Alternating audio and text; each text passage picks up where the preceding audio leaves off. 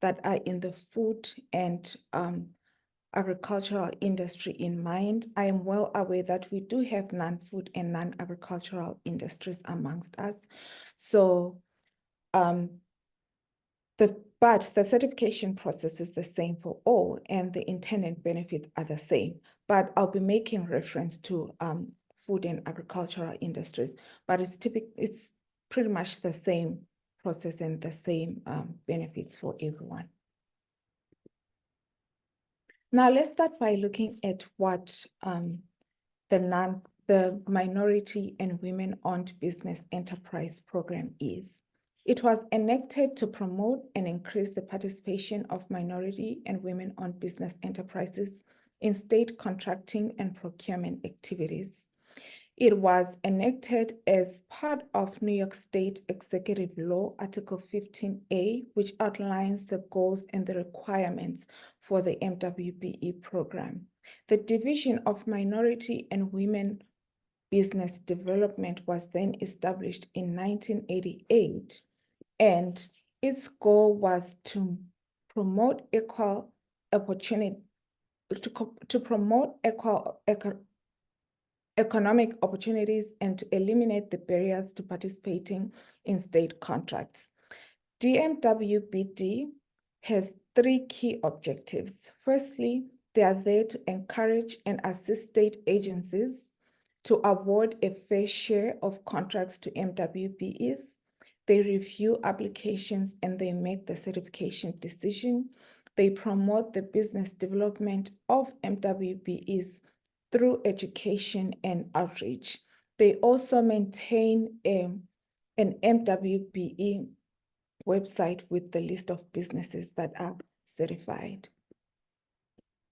So as I mentioned, that I'll be consistently referring to businesses in the ag and food industry. Currently, New York State is leading the nation in terms of MWBE utilization in state contracting. The goal as stipulated by Article 15A is 13%. However, as much as New York State is able to meet these goals, these utilization rates are very low when it comes to agricultural goods and commodities. So this is primarily attributed to the fact that out of the close to 10,000 businesses that are certified under MWBE in New York State, there are less than 50 that are certified under agricultural crops, grains, including fruits, melons, nuts, vegetables, and food commodity codes. I'll delve into commodity codes later on. So if you want to increase our utilization rates for food and agricultural businesses, we have to make sure that more of those types of businesses are certified to participate in state procurement. Just to give a brief overview of the types of businesses that are currently certified, we have predominantly small businesses, as you can see from this figure here, that it's more than half of these businesses that are small in size and a few others that are a bit larger in size. Now let's look at why MWBE utilization is crucial. Firstly, the program exists to counteract discrimination in the marketplace by promoting economic equity. So by ensuring that our MWBEs are participating in state contracting, we're ensuring that they are having more money in their pockets from this state agency businesses. Also, this program is there to make sure that we do not have a monopolized food supply chain or any other industry for that matter. And also, it's there to support local family farms, keeping the money within the state and building job opportunities that can lead to economic growth. And lastly, and also, it's therefore to meet supplier diversity goals as well. So before we get into the process of certification, it is important to highlight why certification is crucial. So the state program was initiated as a result of an actual executive law that establishes the requirements for certification for who is eligible to participate and what requirements they must meet. So also the certification process ensures that only bona fide minority and women-owned firms can participate in the program. So it makes sure that only those who have recognition of the stamp can participate in state contracting, thereby eliminating any fraud and abuse that can happen from these programs. It also allows the MWBD to track participation by state agencies and authorized users in awarding contracts to MWBEs.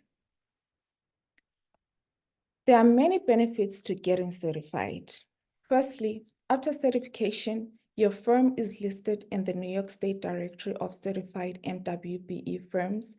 This is more like a virtual business card that state agencies or even other private entities can have access to when they want to utilize an MWBE business. Also, getting certified means that you have access to lending and bonding programs that are specific to certified MWBE firms. You also have, as a business, you also have access to tailored MWBE procurement and/or contracting opportunities and project events. Lastly, you also have access to statewide network support and services. This support could come from your peers, other MWBE certified businesses, or even resources from the MWBD. Now, this list is definitely not exhaustive. So to be certified with New York State, it is important to understand the DMWBD certification process. So submitting a complete application helps to avoid any delays. DMWBD has tried to get rid of the backlog, and if you submit the correct documents, you are almost guaranteed a 90 to 120-day timeline for the processing of your application. So when you apply, when you put in your application, it goes through 4 phases. But before beginning, you should remember that you must meet the criteria that is set out in Article 15A. So to assess if you meet these criteria, DMWBD has launched an online resource called MWBE Assessment Tool. So it's a simple questionnaire that helps you to determine whether or not you meet the criteria for the application. If you do, you will receive a notification from customer service saying that you are ready to begin the process. If you do not, you'll still receive a notification from customer service, and they'll be wanting to discuss this further with you. Also, DMWBD has a video that's almost about 3 minutes long that walks you through this process on their website. The goal here is to make sure that you have the right documents, that you are able to that you are meeting the basics of the requirements and more before you gather the paperwork for the application. Now, the certification process has 4 different phases, as I mentioned. The first one is the document review, which is the application intake. So they are looking at the completeness of your application. They're examining your documents for completeness, for authenticity, and for validity. And then the second stage is the analytical review, where certification analysts perform a complete analysis of your documents that are required either for MBE, WBE, or MWBE certification, and they make a determination of recommendation. The third phase is compliance review. Here, the compliance team from the MWBE reviews for Article 15A eligibility, and they make a determination. They also assign codes to approved applications. We'll get into the codes at a later stage. Lastly, you'll get a notice of determination, which will be processed, and as an applicant, you will get to learn of the decision on your New York State contract account. And I should note that the New York State contract account is what you use to make your application. We'll get into that at a later stage in this presentation. Now let's look at the different types of applications. This is for firms that are currently not certified by the New York State MWBE. So if you're ready to submit an application and you have met all the requirements to get certified, this information should help. So for firms that are yet to be certified, that is new applicants, you are able to submit for MWBE application, or WBE application, or MWBE application, or even a one-stop addendum. And for those that have existing applications, I'll get into the fast-track application later on. So as a firm, when you're applying for the first time, you can apply for a one-stop addendum, which allows you to select up to 3 New York State one-stop addendum partner agencies to receive your applications. These partners include the Port Authority of New York and New Jersey, the County of Erie and City of Buffalo, Joint Certification Committee, New York City Department of Small Business Development. So once you're certified by New York State, your application will be forwarded to up to 3 of these partners of your choosing.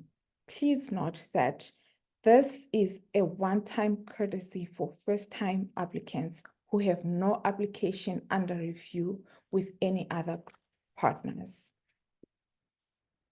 Now, looking at the fast-track application, if you have an existing certificate from 1 out of the 5 existing fast-track partners, and those fast-track partners are New York State Small Business Development, County of Erie, or City of Buffalo, the Port PA, NYNJ, New York and New Jersey Minority Supplier Development Council, or WPEO or WBENC, you are able to reduce the number of documents that are required for your New York State MWBE certification. I should emphasize that maybe the name fast track is a bit misleading because it may give you the impression that your application will be expedited, whereas it actually means that you'll be required to submit less documents as you would have been had you not been certified with the other partners. So if the only way for you to apply for the fast track application is if you have an existing certificate with any of the partners, or if you are a New York State or a New Jersey organized business, and also if you have current certification which has more than 90 days remaining and no major business changes. Now let's look at the ABCs of certification. So we're now looking at the documentation that you need to get certified to meet the Article 15A criteria. The MWBE created an easy-to-remember chart to help in streamlining the document gathering process. They called it the ABCs of certification. Now let's go through each one of this. This includes applicants, business, and control. Now, A is about the applicant. Does the applicant demonstrate the following? 51% ownership of the business. Personal net worth. Is their personal net worth less than 50 million? And you should be able to demonstrate this using the following documentation checklist. You should provide certification affidavit, personal network statement with attachments A and B if necessary. You should be able to prove that you are a US citizen or a permanent resident. You should also be able to prove that if you're applying for the MBE that you are predominantly minority owned, or if you're applying for the WBE that you are a woman-owned business, or if you're applying for both, that you are both MWBE. You should also submit complete individual tax return. I should also mention here that each business is different, and so the requirements of these documents may vary by business. So it is important to get in touch with MWBE customer service and to have them help you walk through the process of the types of documents that you need for your specific business type. Now, looking at the B's of the business. B stands for the applicant business. Does this business certify the small business requirement? Does it have less than 300 employees? Are you authorized to do business in New York State? Are you not publicly traded? Are you active as a business in New York State? Do you have presence in the state? And the documentation for proving the business part of the certification is a little bit longer than the others, and it includes your business tax returns, your W-2, W-3, your application for authority, certification of incorporation, bylaws, meeting minutes, proof of significant business presence in New York State, such as invoices or receipts, proof that the applicant business is actively conducting business in New York State. This list is not exhaustive, and I should also emphasize again the importance of being in touch with the MWBE customer service, who will walk you through this process and give you specific documents that you need for your business type. Now, looking at C, which stands for a lot of things that may or may not start with C.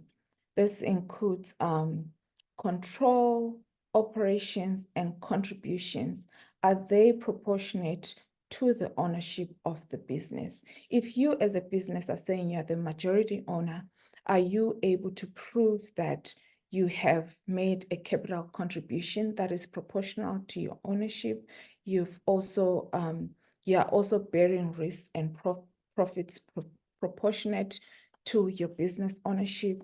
And all this is with respect to critical revenue generating operations. So the checklist for the C part of the ABCs is that do you have documentation that is supporting the cash and capital contributions identified? Do you have resumes of all the owners, directors, officers, and other key employees of the applicant? If you as the business owner if you are the business owner, you should be able to prove that you have the adequate expertise to run the business, to run it independently for that matter.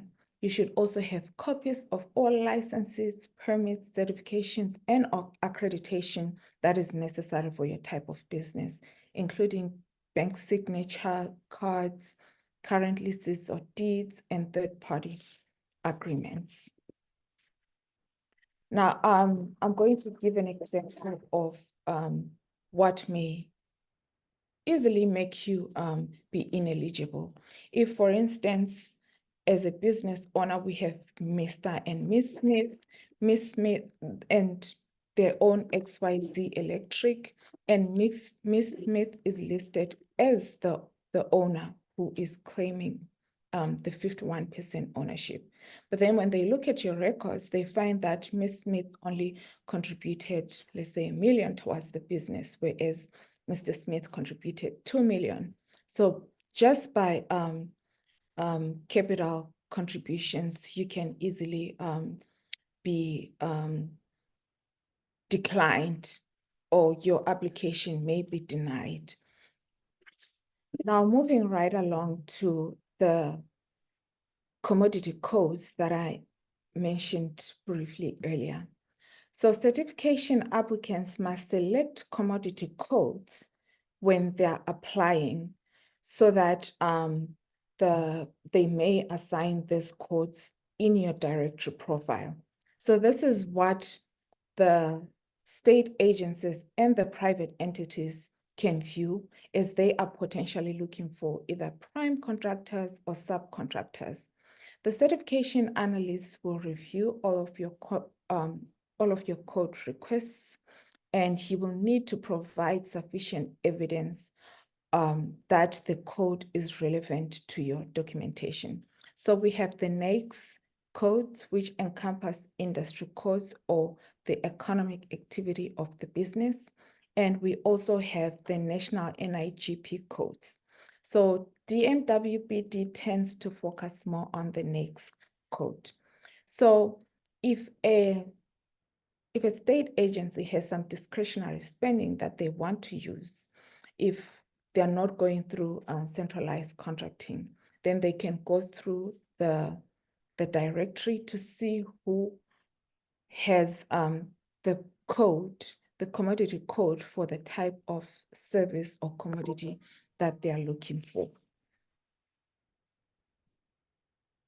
Now, looking at the application phase. So the objective here is to build a complete application prior to receipt of the application itself.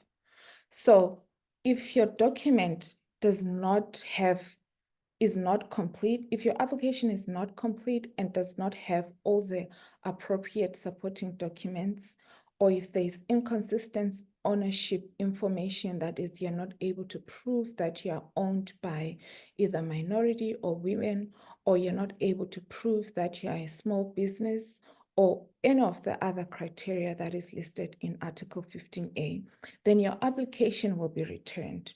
While you can edit and make corrections on your application, this adds more delay and more time in the review of your application. I've actually had some people who say their application process took up to 2 years. So to eliminate that time that is spent in processing your application, make sure that you're submitting all the necessary documents and that you are consistently in touch with MWBE. I'll list their contact details at the end of this presentation. Now, the common pitfalls that you should avoid as an applicant. You should make sure that you have all the right attachments, and that everything that needs to be signed is signed and notarized as well. You should also ensure that your personal net worth statement is filled out, it is notarized, and you have your attachment A and attachment B if required, and that you're submitting complete text documentation, and that your industry standard code is that you are providing proof that you have fully executed a contract in the past. That proof of payment, including like invoices and receipts and other forms of evidence to prove that your business is part of that industry code that you've chosen. You should also make sure that you're proving your capitalization, that is the owner's capital contribution, the money, property, equipment, and expertise as well. You should make sure that it is proportionate to their ownership interest. As I mentioned in that example, that you should be able to demonstrate that indeed this business is either owned by an MBE, is either an MBE or WBE or an MWBE. You should also provide documentation of source of funds. This can be through your bank statements, or in instances where your business was started a long time ago and there isn't really any documentation of that, you're writing an affidavit. You should also provide documentation of valuation of non-monetary contributions. Now, after you've done your due diligence and you've gone through the self-assessment phase and you've established that you meet the Article 15A requirements and you've gathered all the necessary documents, then it is time to start with your application online. You start this application in the New York State contract system. This is different from the New York State contract reporter, which I'll mention briefly later in this presentation. So once you're on that page, you click on apply for New York State MWBE certification or recertification if you already have the certification. I must mention that this certificate is valid for 5 years. So after every 5 years, you're required to renew the certification. You can also use this link to update your vendor profile and make sure that the profile, as I've mentioned before, that it demonstrates the types of services or goods that your business is providing. So I should emphasize that it is important to make sure that your vendor profile is complete and up to date because this acts as an electronic business card. It is accessible to New York State agencies and authorities as well as prime contractors. It may lead to potential business opportunities. They're able to reach you through this. Be sure to keep your business information current and make sure that, and also I should emphasize that the vendor profile is not the same as the certification application. So now once you're certified, let's look at contract and certification resources. So once you're certified, you can do business with the state in 3 ways. Firstly, you can be a prime contractor that is responsible for carrying out the project, for paying out subcontractors, and for meeting all the deliverables and outcomes of the project. Or you can be a subcontractor and you can also be a reseller, that is pretty much the middleman in this business. So now let's look at the New York State contract reporter that I mentioned earlier. So this is an important resource once you're certified for seeking contracting opportunities. It's the official publication of New York State agency procurements. The state agencies advertise their procurements that are over $50,000. And many municipalities, school districts, and eligible non-profits use the New York State contract reporter to advertise contracting opportunities. New ads are posted every day, and registration is free, but it is required to view the ads in the New York State contract reporter. And the website is nyscr.ny.gov. Now, this is an example of what a prime contractor opportunity for an MWBE looks like.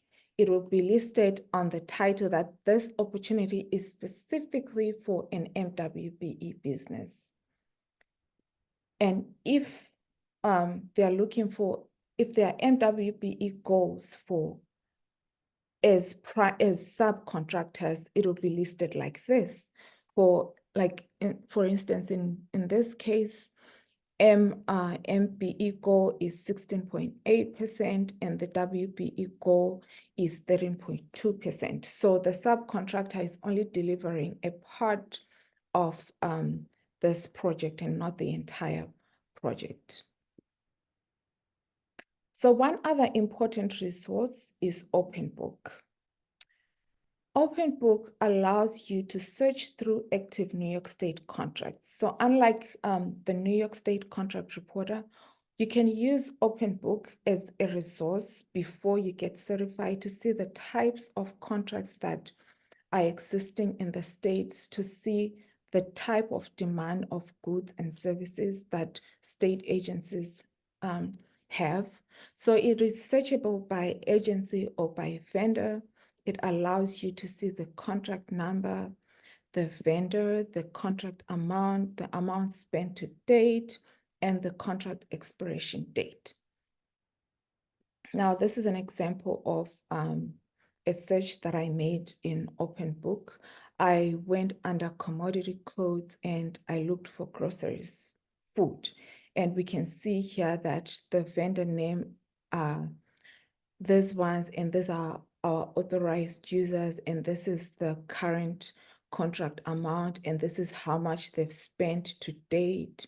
So you're able to see all this information in Contract Reporter and to see how your business fits into institutional procurement. Now, other resources, other places to find information about contracting opportunities are the individual agency websites. Many agencies will list current and upcoming procurement opportunities on their individual websites, and you can find the individual agencies on www.ny.gov/agencies. Now, it is important to leverage all the free technical assistance that exists for MWBEs. You need to connect with supports that can assist with your application, but through reviewing your documentation and making sure that you have all the documents. Some of the available technical assistance is through APES accelerators, which we formerly called PTEX. There are also small business development centers that are available to provide technical assistance. And I should also emphasize again that MWBE customer service does offer the services as well. And lastly, other resources that exist from the Empire State Development include the more than $500 million in federal funding that is available to support the resurgence of small businesses across New York State through the State Small Business Credit Initiative, which is also known as SSBCI, a program through the American Rescue Plan Act. You can find more information on this in the website www.esd.ny.gov/SSBCI. Other resources that are there, you'll find them in the MWBE website. These resources include information on how to do business with New York State agencies, information on existing New York State contracting opportunities, and tools to leverage your MWBE certification. There's also information on access to capital and other technical support places that you can turn to. They also post events for networking that may be available in your region. So to contact them, you use the MWBE Business Dev at esd.ny.gov. So for all inquiries regarding certification, you should contact the customer care unit at MWBE certification at esd.newyork.gov. I must say that they do take a while to respond, so you should be persistent and consistently follow up on your case to get response. We have some few upcoming events. We have an MWBE Opportunities Informational Session, which will be hosted on the 19th of January, 2024 at 9 a.m. from 12:30, from 9 a.m. to 12:30 p.m. at the Taste New York Room Store, 840 Front Street, Binghamton, New York. And this will also be this will be in person and hybrid online for those who cannot make it to Binghamton. There is also another event entitled 2024 Upstate New York Supplier Diversity Summit and Expo to be hosted in January 2024 in Rochester, details are to come. You can look out for these details on the MWBE website. Now, I want to thank everyone for joining us this afternoon to listen in on the process of MWBE certification. I know this was a lot of information and I only touched a bit of the details of the certification process and the opportunities that exist. We'll be hosting more of these events, as I mentioned in the previous slide. And we will open up for questions after this.